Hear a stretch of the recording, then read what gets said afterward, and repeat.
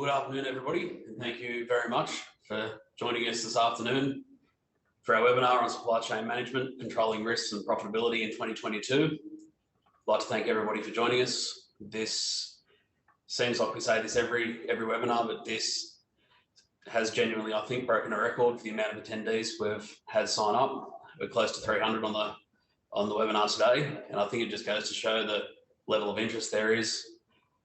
This issue is affecting every industry. It's affecting every business that we speak to. And we really wanted to put together a presentation full of value for you guys today. And so to help do that, we brought on two big guns. We've got Adam Barnard with us today from Tactics Coaching. He's the Managing Director and Head Coach there. And we've also got Steve Curtin from Quantum Advisory. He's a Senior Business Services Manager here with us. Both of them have had a mountain of experience in this area, and they're here to share their wisdom with us today. So without any further ado, I'll hand over to Adam. But just before I get there, just a couple of quick housekeeping tips. If you do have any questions, and I'm sure you will throughout the presentation, please throw them in the question box. We will have Q&A at the end. We might not get to everyone, just depending on the volume of questions, and there will be a recording made available. So if you do have to leave early or you want to show this to somebody afterwards, there will be a recording. But with that said, I'll now hand over to Adam. Thank you. Yeah, thank you, Jonathan. Throwing in the big guns. Well, I'll try to live up to that intro, but yeah, I appreciate you doing this with us and together, and everyone for jumping on. So it's a big hour and there's a lot to go through. So I'll full engagement, and I'll give you guys everything I've got, and just really pumped to be able to deliver this. One last housekeeping, if I may. Is everyone able to put anything in the chat box? And if you are, can I just get a yes in the chat box so I can just confirm if that's something that you can have at your end or not? Awesome. Yes. Thank you, Brittany. Thank you, everyone. Awesome. So what I want to do is I'm going to jump over to our slides and rip right in. Now, as we kick off, the question of why are we having this conversation? Why is this right now the topic we need to be discussing? And we don't really need to go too much further than what's happening right now in front of us.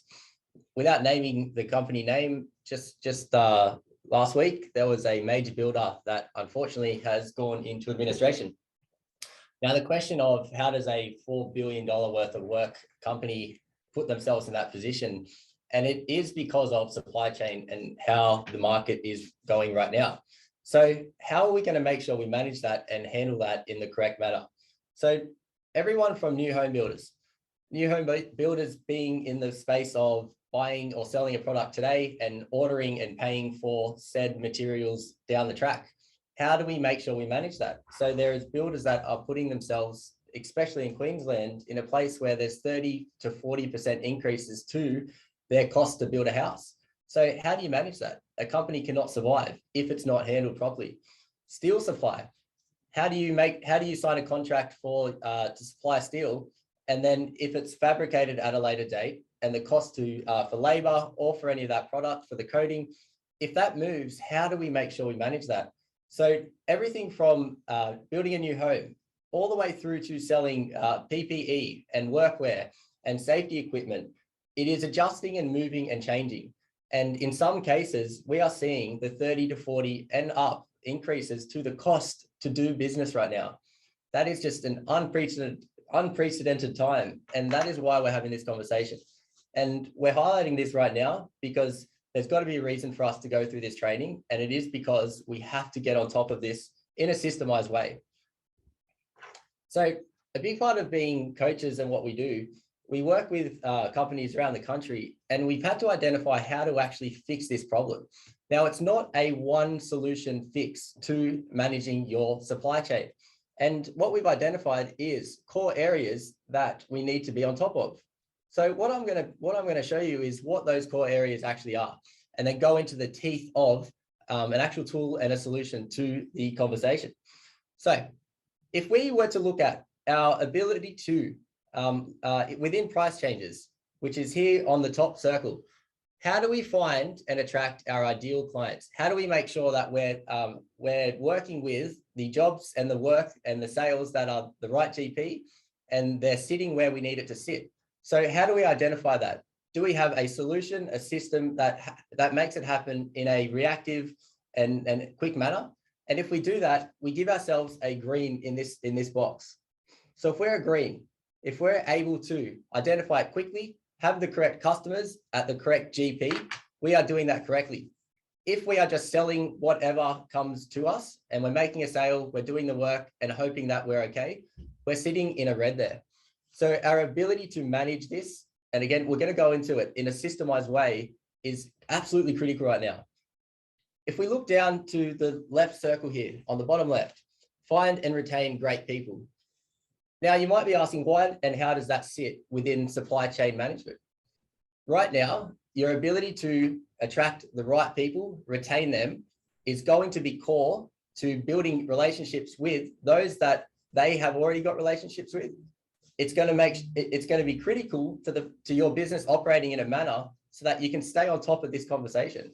How are we supposed to manage supply chain if we're dealing with staff changes, movement, they're getting offered roles at a higher pay in other places? If that's all going on, we can't control our supply chain. So that is a core element of staying on top of this conversation. Now, as we move over to our material availability, without sort of saying the obvious, if the product and the material is not there, we're unable to make and do any of our work. So how do we control our equipment availability, our raw materials, and our logistics? So these core areas are exactly what we need to come across and cover as a whole. But what we're going to go through today is price changes. And within price changes, there is a core system that we've developed, and we're going to go through that in just a minute. It is about the risk window. A risk window is quite simply at what stages are we at risk from either not being able to deliver because of lack of supply, or we're delivering at the wrong profit and GP. If you sell something at X and then deliver it at Y, and it is cost us more than what we actually allowed for, we're going to just financially take a hit. And I know, I guess, putting it into layman's terms, they just have to line up. And how we do that is, I guess, is the question. So what I'm going to rip into now is the how part. So if you could bear with me for one moment, and if I can get in the chat box a yes or a yes, if you can see my spreadsheet now, just so I can make sure that's come through. Okay, awesome. Now, Steve, mate, if I could ask you a question, if you're there, mate. Yeah, sure. Yes. Okay, so a typical scenario for us to go through, and let's go through a live example. Could you give me a scenario of a business where is it everything from a new home builder where they've got to make a sale, but then not actually pay for anything, 3 to 6 months down the road, all the way through to those that have got a product that they sell it and then order it on the same day? Is that sort of where I guess they're the two scenarios, or that's where we're sitting? Yeah, that's right. I suppose that's sort of opposite ends of the spectrum there. So, within the gamut of most businesses, you'll sort of get somewhere in the middle there from one extreme to the other. So I think that's a good place for us to start with an example there. Awesome. Thank you, mate. So what I want to stress, there's 3 elements. If you've got a business that makes a sale and then orders that product within a very, very close time frame, there are 3 parts. Your ability around the timing, the speed in which you communicate and act on any changes, and the accuracy of you making sure you're adjusting as supply changes kick in. So supply chain management being 2 parts, one being order in bulk, so you've got supply, the other being as changes come in, how do we manage and control that? So with the timing, speed, and accuracy is what this tool is all about. So I'm going to give an example. If we sell lighting products, and we've got light 1, 2, 3, 4, and they're our product that we sell. If light 1 comes in and says we've got a 3% increase to that product, and we put that in here, we now can see that is a $28,000 difference or increase for us to have and supply that product. So if we can see here, the 939,000. An increase of 3% represents a $28,000 difference, an increase. The next part is when. When is this going to happen? So the timing part, and it's going to kick in April 22. So now we know the increase, when it's going to happen, and what is the amount of, like, what's the difference? So if we did nothing about this, didn't do any changes to what we sell said product for, we would be at a $28,000 worse off position. Make a bit of sense? So now, it's easy for me to say this, it's what do we do about it and how do we control it? When we are in a reactive, we've got a lot of products that we sell, i.e. say we've got 30 different products within our range.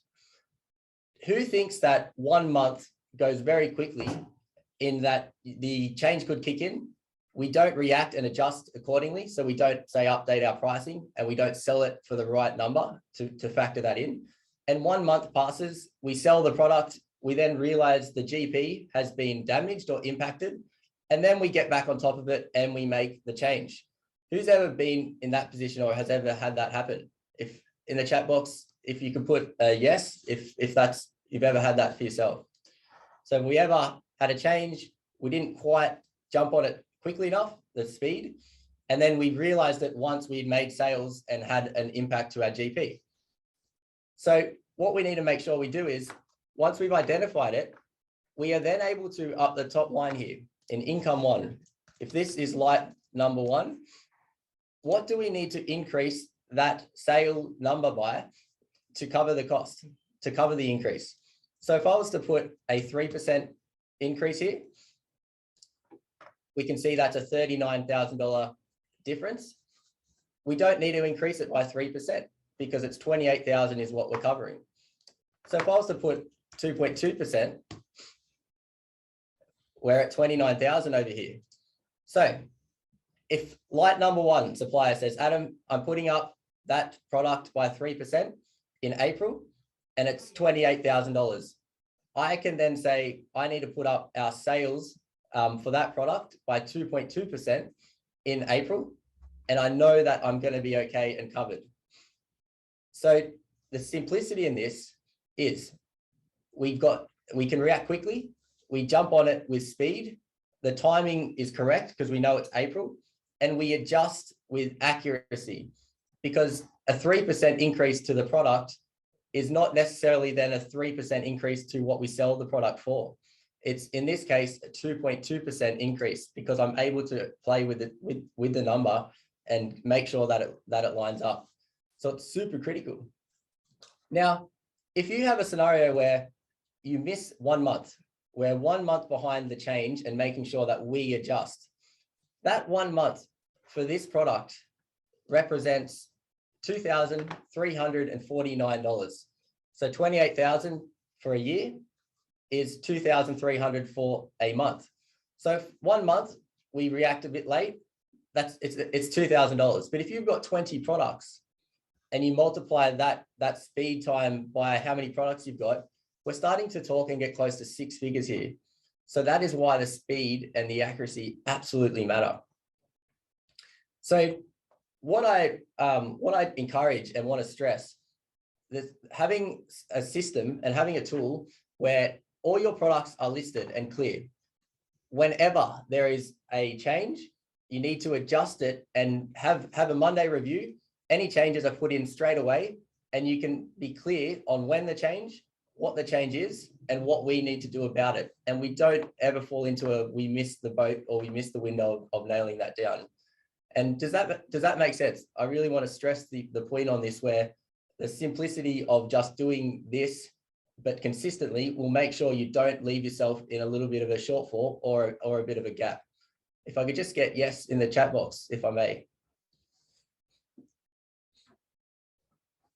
Awesome. Thank you, Brit. So now, it's easy for me to say this, but what else do we need to make sure we've got into play? We need to make sure that we've got a subcontract agreements, supplier agreements, and a consistency to the review of any price changes. So for myself, I am a director of a granny flat company, and we have had to put in agreements with our suppliers and subcontractors that we will have quarterly reviews of their pricing. I understand that the market is changing, and they might have to put their prices up. It's okay if they do, but it's not okay if I have to then wear that increase and I'm not able to pass that on into the customer's pricing. So if we put prices up in a systemized way, and we have a contract with each person we buy product or labor from, that we will review the pricing quarterly, and that there is a 2-month notice period before a price kicks in, then I have time to control.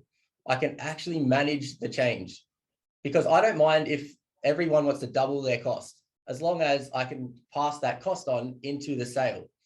If the client wants to pay an extra 100 grand and I can part, then that's okay.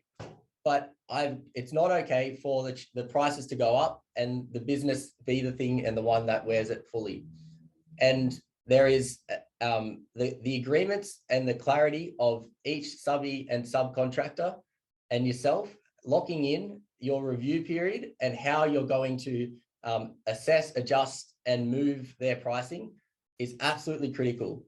And I can't stress that enough. It's a one-pager where you're agreeing to review and update accordingly. And without that, we're just very reactive. You get a price change, you have to then deal with it, and then you're reacting as they come in, and it's just not quite the right way to operate. Now, moving to the other end of the spectrum, if you're someone that has, if you're a builder or someone that makes a sale and you don't actually buy or order your products until down the track, it could be a month, 2 months, 3 months. What happens there is you're creating a risk window where you're hoping that the market doesn't move in that period of time. And right now it's moving. So I'll give you a few examples and the things that we need to really go into and get right. If you are a builder and you sign a contract for a house build, you need to send out purchase orders for every single part of your quantities and every part of the build to everyone that's a subby or a supplier. So they get an order when you get a contract. Now, you then have a contract with each of them that says when your purchase order is sent out, that is the price you are going to pay for that job. So it's not we will, at the time of when you actually pay the invoice, it's at that rate. It's at the rate of when you send the purchase order out.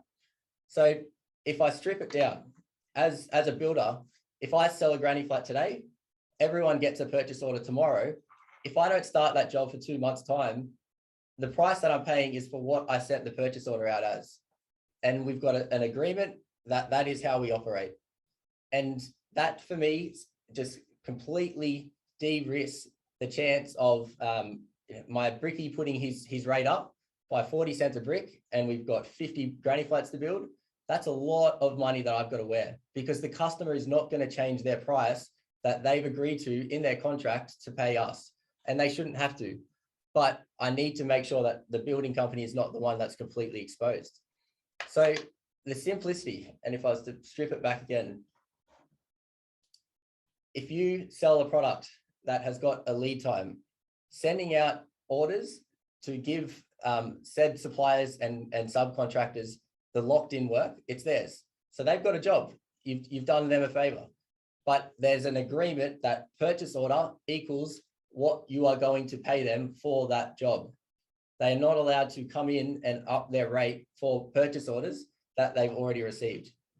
And if we don't do that, we are waiting for, as price rises kick in, they then apply that. And then when the job actually starts, we're the ones that are wearing it and are in a tough position.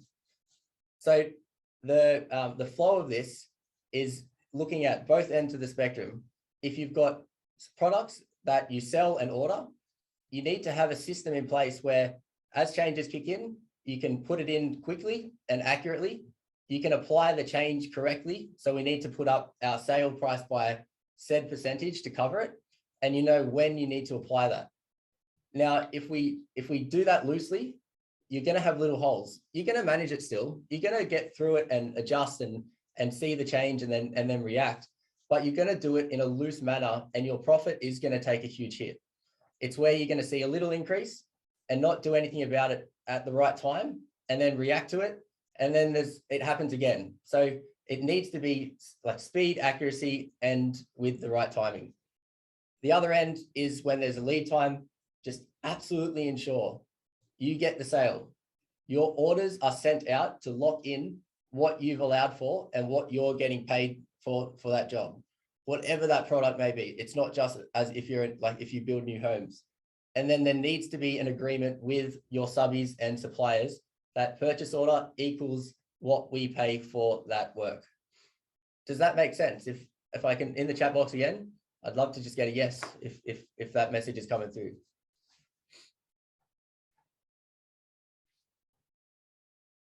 Okay, thank you, Britt. Now, what I want to stress is when it's easy for me to say, put your sales and your income line up to cover the price increase. I understand that is not always applicable. However, what it allows you to do is identify the products that you should be selling. So if you're aware of what products are at what GP, you can build up a strategy to drive everyone's energy towards the products that are available and that are profitable. If the price for light number 3 has gone through the roof and we cannot sell that product at a higher number, then we should not be putting our energy towards it. And I know that sounds simple and straightforward, but we see it time and time again where we're putting energy to something just because we're selling it. But we need to make sure that we're selling what's at the right profit, at the right balance. And so we can absolutely make sure that we don't take an impact and a hit for, I guess, selling a product with less profit. So what I just want to put in, I guess, in a summary for this one, supply chain management is not just about having the big bucks and buying everything in bulk and making sure that you've got all of the product there to sell and you've got comfort in that. It's about that, but it's also about reacting in a systemized way that's accurate. You don't have to guess and you can trust it, and you don't have to spend so much energy putting to look for it. So for myself, I take a lot of comfort in doing this. We work with a lot of people in the construction, engineering, and building space, and we don't need to go too much deeper, but it needs to be locked in. So systemize it. Look at it on a weekly or a fortnightly in a review. Make sure everyone that you work with, that you rely on to order things from, you're on the same page. It's all good to have an agreement, but make sure that you understand the agreement. You know, I've got just the other week, we had our concreter request that he put the rate up, but we had a 2-year agreement with them that the rate was not going to change. So why was that okay? Why did that happen? It's because we didn't communicate it as well as we could have at the time. So ensure that these things are in place and tight. And using the spreadsheet is just such an awesome way to do it. And we're absolutely happy to work with anyone through that. And if you'd like to sit down and we can help set that up with you, it'll take about an hour of your time. I'd love to do that and go into some teeth with you for it, because if you get it right, you get it tight, you will manage it without spending more money to get product. You will just manage it much, much better, and you'll just see an absolute improvement to your financials because of it. So from on the back of this, I want to really just stress and I guess put it forward. If anyone would like to spend an hour with us, happy to help share this spreadsheet around. And right now it's just a critical time. We've got to put energy into this. Queensland is a lot's going on up there at the moment. Prices are going through the roof, and it's just something that is just getting worse and worse and stronger and stronger. So absolutely hope everyone puts a bit of energy towards this, and thank you for listening on this part of the presentation. And we've got a QR code which we'll share in a second if anyone would like to book in a time with myself or one of the team. But we're happy to share the spreadsheet, and I'm also happy to pass it over to any questions before I hand it over to Steve, and he can take it from here. So opening up the floor, are there any questions that anyone would like to throw at me before we move on? Yeah, Adam, I've had an interesting one come through here about what would happen if a supplier refused to honour an agreement. You know, if they're feeling the pressure of pricing increases, what would your advice be to handle a situation there where you start getting pushback? Absolutely. So if we were to follow the system here, so they're just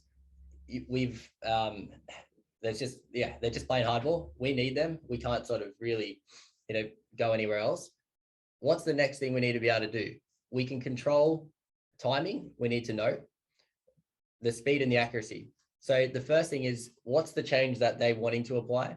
And when can we manage that timing in, like, what can we do there? So how do we get them to lock in a time frame that allows us to, I guess, stretch it or get the most out of it? So like, we've had this for concrete supply, and we've had it absolutely for timber supply. But what we could do is we could say, okay, what date can we make this as of, like, what date is that going to kick in? And understand what jobs are going to be covered before that date kicks in. And then what we have to look at is what risk and what exposed do we have there. So if we've got 10 granny flats that are going to now cop that price rise, I need to work out what that number is as a whole. But the key part is knowing, so what date can I get it to be, come into effect? So I generally find that if they don't want to completely come to the party, it's okay. At least let's, like, work together on trying to find a date where we can stretch it as much as possible. However, the purchase orders is the key part of, if there's an agreement that a purchase order equals, that's what we'll pay you, and you do that ahead of time, it's a win for those on the other end. They're getting a purchase order for a job that's in the future that they can actually, like, plan around. So that is, I really just stress to push that point. And there's also other fish in the sea. So but at the same time, the timing of it is I guess my answer to that one, and just understand the risk and the I guess the impact to the financials. That's good. There is another one here. There's just a little bit of confusion, I think, around you're speaking about upping the sale percentage, or upping putting through a price increase yourself if you're a business owner, just to cover the cost. A couple of people will just be concerned that if they're only covering the cost, then their GP will drop overall. But I think, if I was throwing my 2 cents here, I think more what you were implying there was at least to be covering the price increase. Of course, you can get away with more to it. Correct. And I guess more to the point of, you've got a systemized way to figure out what you are covering. If you want to cover more than just the increase, that's fine, but know exactly what you need to change it to cover that increase. And it's also some products you'll be able to put it a fair bit higher because the market allows for it. Others, you're already stretching that goalpost, and you can't really move that sale number. So I guess the message is more around the accuracy of, you can change it to the, like, 2.2 instead of 3 is a significant difference when you're looking at it that way. So if you're able to get more out of the increase, great, but the market also has to allow for it. And otherwise we've got to sort of stay competitive. So the intent is that you've got a way to stay tight and accurate, and know whatever you're changing and making the increase, like, by, you know what that is going to give you. Is it just covering? Is it giving you more upside? But you're doing it with accuracy. Can we sneak another quick one in here, Adam? There's been a question come through about clauses in contracts around variation claims. Yep. I know it's something we've discussed before, and I know I've got a couple of ideas there. So we do need to get on to Steve's section, but I was wondering if you could just quickly throw something at that. Just a little more teeth, is there an industry type, like if it's say, is it construction space, if I go that way? So if you've got variations to a product that you've already engaged and have in a contract, then how you manage that is commercial and legal. So variations are often communicated poorly, and they add up, and then at the end of the project, essentially it's a bit of a debacle. So having a system where you have a bulk list of all variations, which gives you a total and a running total that is sent and communicated weekly or monthly, so that we stay on top of it and we don't sort of get too far away with it. That's the commercial. But Jonathan, to just dig into the question a touch more, is it also around how we just in our contracts cover the variations as a whole? And what we spoke on previously was, in your contracts, you can have an item that says we will cover X price increases. So for myself, if a granny flat is sold, we have in there that we'll cover 10 grand of increases. So if the market goes up by $10,000, that's what we will cover. Anything over 10 grand of increases to the cost to build it is a variation, and that is agreed in our agreements, because that's fair and reasonable to me. So 10 grand is my absolute downside on each build. That is the worst case. And anything outside of that is a variation that the client has, that we have in the contract that we can pass on. So is that answering a little bit of the question there, Jonathan? Yeah, without a little bit more context, I think that outlines it well. But yeah, perhaps we can. Not too sure who it is to actually ask that question. There's no name on the question, but perhaps whoever that is can schedule a call with you after this and run through that in a bit more detail. Absolutely beneficial. And look, there's a system and a tool and an actual. This is the how part, and more than happy to share it. But yeah, please reach out and happy to have a conversation. Very good. Okay. Well, Steve, how have I got for time, mate? I think it's time to pass it over to you.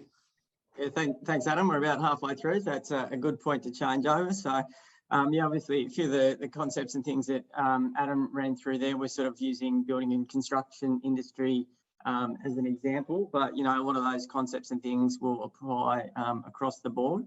And so we thought we might sort of flesh some of those out a little bit and run through a few tips and tricks that we've sort of put together from, you know, things that we've seen with different clients in different industries. So one that we're seeing a lot of at the moment is just the fact that, you know, stock is often more valuable than cash at the moment. So, you know, who has the stock gets the order. So what we mean by that is with sort of ongoing disrupted supply chain issues, stock is invaluable. So some clients are therefore going to great lengths by making large prepayments or deposits in order to lock in availability or secure prices. So not only has this firmed up their supply chain, but in some cases it has allowed them to maintain or increase prices less than their competitors while still retaining their margins. So the next point there, to sell with confidence. So if you have the stock, then you can get the order and guarantee delivery as opposed to, you know, having to back order. So, you know where you stand. And then obviously, then you have the ability to win new customers, because if you've got the stock, you know, you can be generating the cash, but you can bring in new customers, you know, who can't get a hold of the product elsewhere, and then hopefully, you know, continue to sell to them and build that customer base. So onto prepaid stock. So we can be, you know, beat some incoming price increases. So you might consider buying stock in advance to potentially beat that. You can leverage finance. So obviously finance is pretty cheap at the moment. So therefore your holding costs can be significantly smaller investment than, you know, wearing the cost of the price increase. So say you might be notified of a price rise, you know, happening in a few months' time of say 15%. So if you were to order the stock now to, you know, last you from, you know, now until the end of the year, then you might have to finance this, you know, with a finance rate of say 5%. But then when the price rise hits the rest of the industry, you can raise your prices only 10%, while the, you know, the competition has to raise theirs 15%. And after your holding costs, you've still got a 5% increase in your margin. So one thing to keep in mind as a potential strategy. So stay one step ahead. So sort of taking on the back of what Adam ran through. So, you know, communicate with your suppliers and benchmark and compare with others in your industry if you can. And so that way you can understand the challenges that you're facing and sort of prepare accordingly. Consignment and third-party logistics. So again, just sort of other alternatives. So yeah, it can be, you know, think about where you can hold excess stock cost effectively through a 3PL, as opposed to potentially investing, you know, to expand your warehouse space to take on additional stock levels. And have your products located where your market is, so that you've got, you know, speed to deliver. And also, you know, hopefully reduce, you know, your freight costs as well.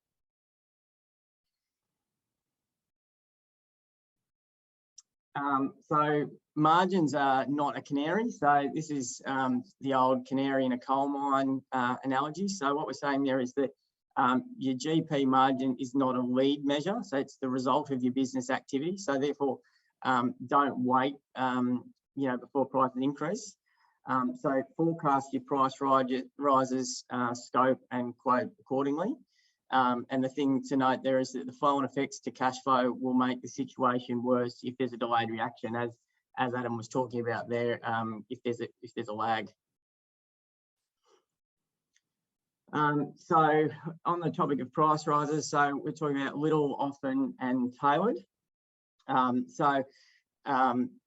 Act before you have to. So if you wait until you start to see your margin decline before you increase your prices, then it's already too late. So don't wait until you're forced to implement a large price rise just to keep breaking even. If you put through smaller, more frequent price rises, will help preserve your margin over, a larger lagging price rise. And regularly implementing small price rises often softens the blow and avoid having to do a big jump. And so the most successful businesses we're seeing are passing on price increases for individual stock items as they're purchasing them. And also sort of good to note to avoid a broad brush approach, to tailor your increases to specific products at specific times. Again, touching on what Adam was talking about. And some highly competitive core products would have less scope to do so, but others would have bigger opportunities. You should also then sort of review your low margin items, or those that haven't had an increase in a while. So, just looking at it, across the board on a specific basis. Ride the wave. So sort of at the moment, everyone's putting through price increases. So, almost whether you need to or not, it's a good opportunity to cash in on the trend. Because many customers are expecting price increases in the current environment, so are more likely to be receptive because they're experiencing the same thing from other suppliers. So you can get on the front foot and be proactive, because every price increase is sort of, money straight to the bottom line. And as John mentioned before, don't hesitate to put through a price rise if you think you can get away with it. So following on from that, be a trendsetter. Fortune favours the bold. Set the price that works for you and watch others follow suit. And had some conversations with clients that they were, expressed concerns about increasing prices before their competitors, only to later find out that their competitors were waiting until they put their prices up. So which, just cost them margin in the meantime. So don't be afraid to be the most expensive, as it'll probably only be for a short time until others follow suit, and you'll be in front anyway. So, who dares wins. If I can just add to that, mate, it's use data to like deeply. You put your prices up, track your conversions, and look at what the impact is, and you'll be surprised where the data shows you that your conversion is not changing. So if you put your price up, and then in the coming month, you track the conversion. If that is worse, then you need to go back. If it doesn't change, then keep it strong. So we often just get emotional about the change and don't know how to sort of react to it. So keep the data there and keep it tight. Yeah, definitely. And try and keep the emotion out of it as well.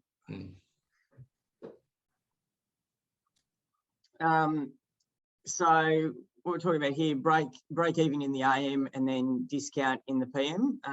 So, once you've, broken even, your GP dollars end up becoming your NP dollars, your net profit dollars. So if you want or need to discount to get the sale, start the price war once you've broken even and know you've covered all your bases. Obviously, you need to accurately know your break even to do this. And so you need to know your margins and make conscious strategic decisions for both, short-term, quick win sales and long-term, profit and growth objectives.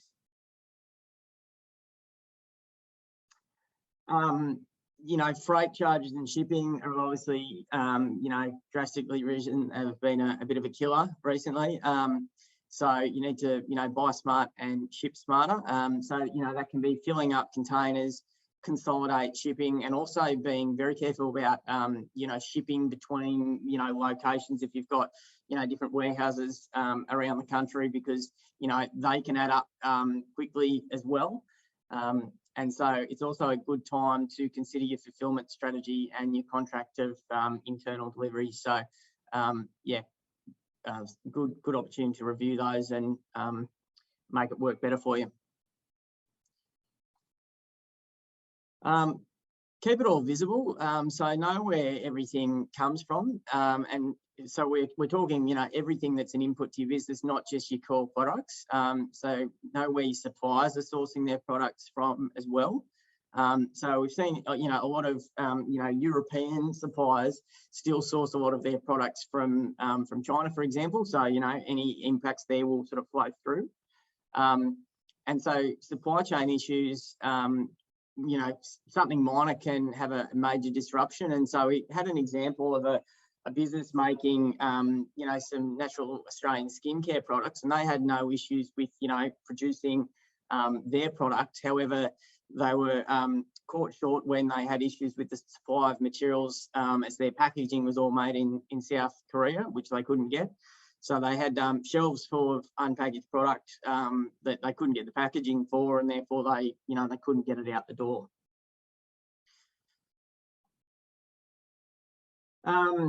Factor in your shipping distribution. So as I said, you know, expect delays with, you know, forecasting and planning projects.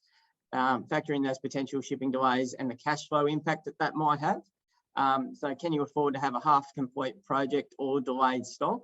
And then sort of also consider how much of a buffer you might need in your supply chain ordering on top of your stock on hand to factor in, you know, those shipping delays. So, you know, what's the driver regarding you know, the delays and increases? So, you know, is it the cost of raw materials? Is it scarcity of a product? Is it supply and demand, or is it something else? So knowing the underlying issues will allow you to forecast, you know, how global events will impact your business. So try to get visibility of price expectation out at least as far as your stock commitment pipeline is, which again sort of tacks into what Adam was talking about earlier. And again, flying on from what Adam was talking about, so, you know, give assurance at a price. So customers are wary about how your pricing may affect them, and communicate. So it's important to communicate with them regularly. Be transparent and provide clarity. So you can find a win-win situation. So to lock in price or terms that provide certainty on both sides. And so business to business customers want supply assurance just as much as you do. And if you can give them that, then you can, you know, get more margin out of it.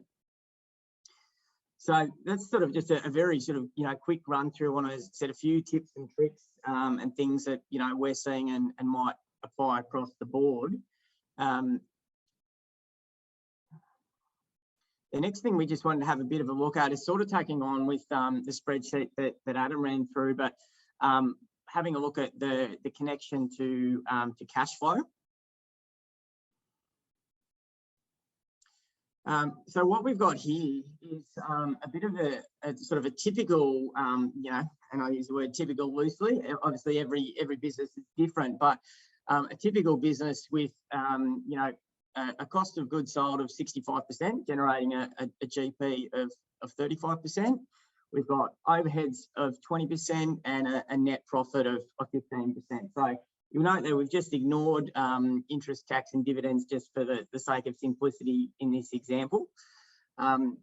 So as you see at the bottom here, we've got, you know, a retained profit of $15.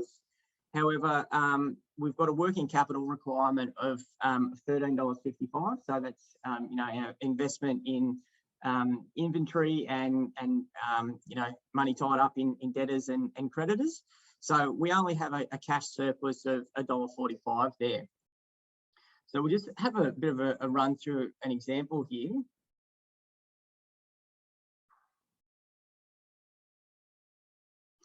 So if our prices were to go up by 10%, so the price of our supplies, so that's going to increase our cost of goods sold from 65 to 70%.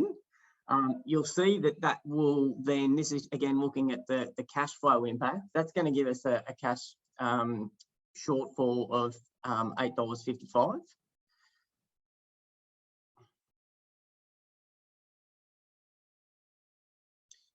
And so, as it says here down the bottom, based on our current debt to equity ratio, our retained profit's $5. Our capacity to borrow is only $4.15. So we don't have enough borrowing capacity to fund that. So we need to look at what we're going to do, and obviously, we're going to try and pass on some of that as a price rise. But let's just say that even though our costs have gone up 10%. Market forces or competition might dictate that we can only increase our price by, say, 5%.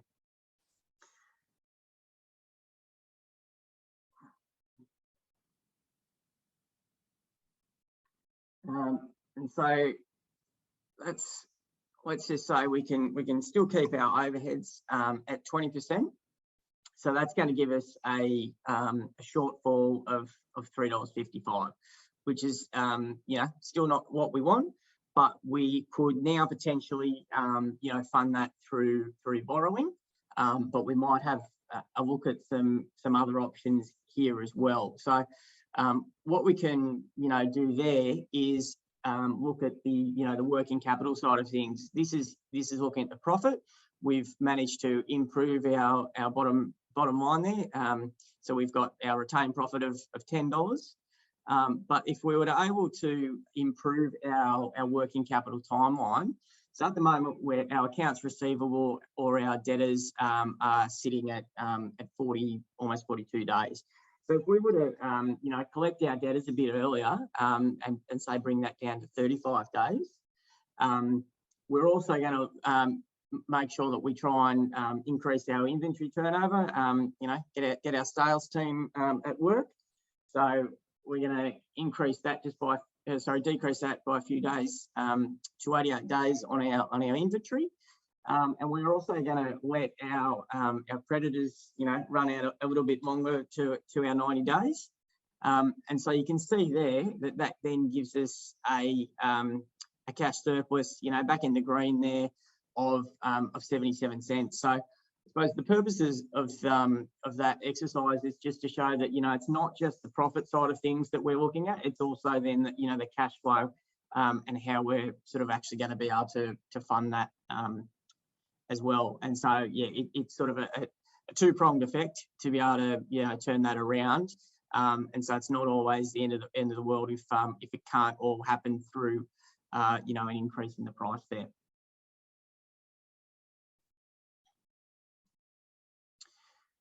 So that's sort of bringing us towards the end there. I think, John, was there any questions that sort of came through there while we were working through?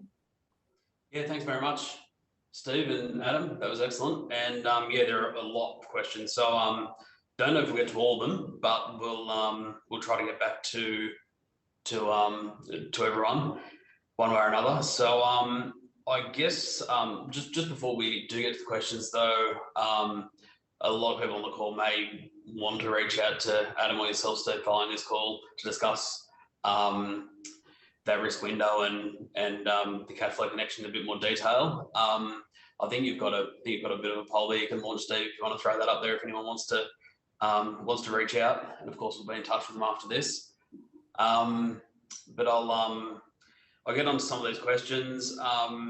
One here is, 2 seconds, I'll pull these up. So, okay, what do you mean by a working capital timeline? It's probably one for you, Steve. Yep. A 15 seconds on that. Working capital timeline basically just consists of your inventory, your accounts receivable, your debtors, your accounts payable or your creditors, and cash. So a business's working capital timeline is just the time it takes to convert your net current assets and current liabilities. Example, the stock that you've bought into cash. Yep, very good. Okay, another question here, just while we're on the working capital timeline question, and that is how long should working capital timeline be? As in, what's a good benchmark for that? That's one that comes up a lot in client meetings, actually. And I suppose the answer to that really varies from business to business, because, you know, every business model is different. So, you know, the best benchmark is often, you know, your prior self. But I suppose, you know, a good rule of thumb, you know, you might be sort of running off about, you know, 105 days if you're saying that, you know, your stock's sort of sitting around for 90 days.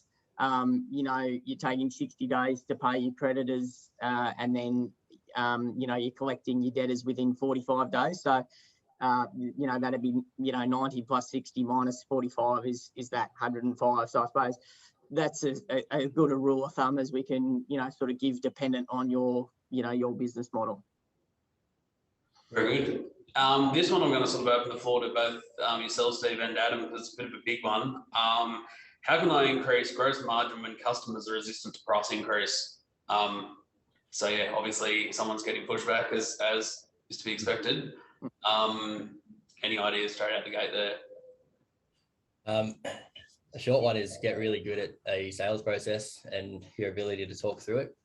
Look, if the market and the product that you're selling is actually like it's selling at a market value and that's what it is, then you've got to be able to work through improving your ability to convert them. If you're asking for a price that is just out of the norm and it's just way over the top, then you are going to get some pushback.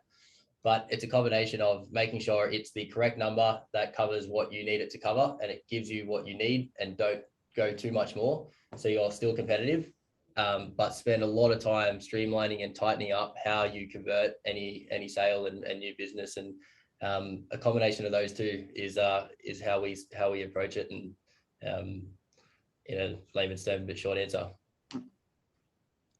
Very good. That's good, Adam. I suppose, you know, there's many ways to skin a cat, and again, it will depend on, you know, what your business is, and as you said, what other market forces may dictate. But, you know, as you said, you know, communications, a lot of it, you know, timing things right when, you know, your customer satisfaction is high, or they might be anticipating those price increases. Mean they're more likely to be receptive of it. You might be able to, you know, add some extra low cost services to create some higher perceived value. You know, the old, you know, throw in a free set of steak knives type arrangement. You know, you can reduce the size of what you're offering for the same price, or lower quantities at a higher price to, you know, to make your current offering look better by comparison. You can, you know, you can do more with your shipping costs. You know, you might be able to increase your shipping charges, or you might be able to reduce discounts that you're offering if they've been a bit too generous. So again, you're not sort of actually changing the selling price, but it's still, you know, impacting your GP.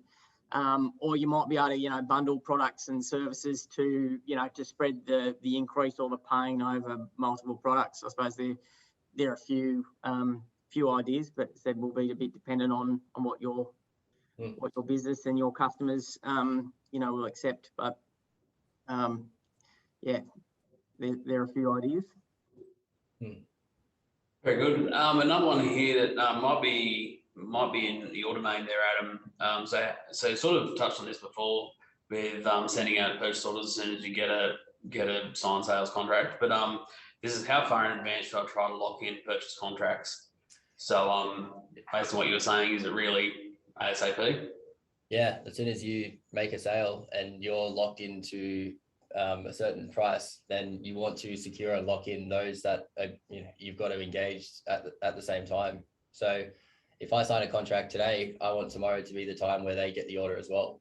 It's essentially like I'm signing a contract with them as I am with the client. Sorry. So if I'm engaging at a certain number and I've now got to wear and manage it in that, you know, in that realm, then I just expect the same from, you know, from those that I work with. And it's not to say that everyone is just like smooth sailing, but if 80% of my subbies and suppliers are working with me in the right manner, it's much better than 100% of them just reacting and you know, not having that control on my end. So as soon as possible. Yep. Minimizing that risk window. Correct.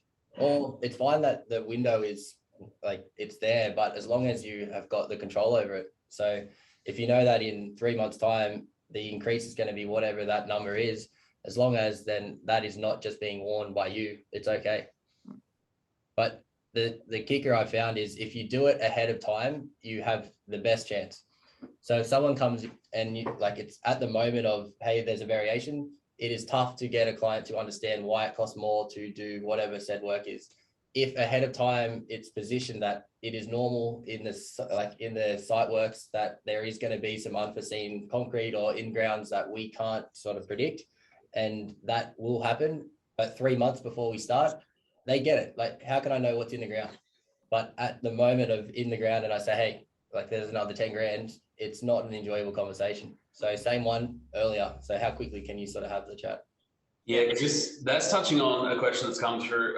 A couple of questions have come through. I think your 10K variation thing has intrigued a few people there. Yep. So one was, how do you actually quantify that? So I guess it's really what you're saying. So having that conversation early, is that what that's about? Correct. Again, it's positioning. So if I'm about to sign a contract to build a granny flat, and I say to the customer, we will do you a favor of putting a 10 grand coverage. So if it increases in the market, we will cover that. Now, outside of that, and it might not happen, it's fair and reasonable that then it's a cost that we can't wear. We can't do this for free. And is that okay? And that makes sense. And they go, yeah, well, yeah, you got to make some money out of this thing. And so in the contract, the 10 grand increase, we've got a breakdown of what we've allowed for in a build. And we have to show evidence that we had a price increase to justify it. So we can't just throw it out there. But if I can show that there's a price today for a kitchen and then it's another number for the same thing in 3 months' time, then that is the proof we need to provide. And in the contract, we list out what we need to provide as evidence to be able to claim that variation. That's good. Okay, there's also a question, well, there's one question that's come through a couple of times, worded a few different ways, but basically it's saying any tips on handling the personal relationship side of things if there's suppliers or contractors that you want to work with, but there's pressure on it from a pricing perspective. Any thoughts there? Yeah, I mean, there's no silver bullet, I guess it's the first part. However, there is absolutely fair and reasonable. If you have a good relationship with someone and they want to completely put you up against it, that's probably a questionable relationship, just from I guess a starting point. However, if you communicate and say, how do we make this work for us both? How do we make sure that we do this in a manner where you're not just wearing it, they're not just wearing it, but we're doing it correctly, and let's come to the table and figure that one out. So they've got to work with you. If you've got suppliers that are just genuinely going, we don't care about the impact on your business, it's a questionable, how do we look for other ways to get our supply? There might not be an option there, and that's partly why their way of dealing with it is that way. However, there is absolutely, if you do it ahead of time, let's set the boundaries for how we're going to work together. So if you say to them, every 3 months, we will review your price, and understanding that it's going to go up right now, but let's just do it every 3 months. Let's do it ahead of time. Is that okay with you? And we want to make sure we can work with you to put your prices up if we need to. And they're not going to say no to sitting down and reviewing their prices every 3 months. They're going to want to do that, but you're setting some parameters. So if they're still playing complete hardball, that's just now is there other options to get the same product, or we need to seriously look at the balance of, can you have a different product, or how do you make sure the business stays healthy and at the right balance with your current overheads and selling that product? But they've got to come to the party a little bit. So a bit of a vague answer to a degree, but early communication and just set parameters. That's very good. I've just noticed we are pretty well on the hour now, so we should wrap up and let everyone get back to negotiating with their suppliers and customers. But there are a lot of questions we haven't got to, so I do apologise for that. Some of them are quite sort of uniquely industry specific, so I might just have to follow them up afterwards. But if in doubt, really encourage you to reach out to Adam, steal an hour of his time and work through some of these scenarios in a tailored way for your business. Likewise, if you're struggling with some of the cash impacts here, reach out to Steve. He's always very, very willing to help. So thank you very much, Adam and Steve, and thank you for sharing that insight. And to everyone that's joined us, thank you very much, and we look forward to seeing you again shortly. And until we do, well, all the best and good luck.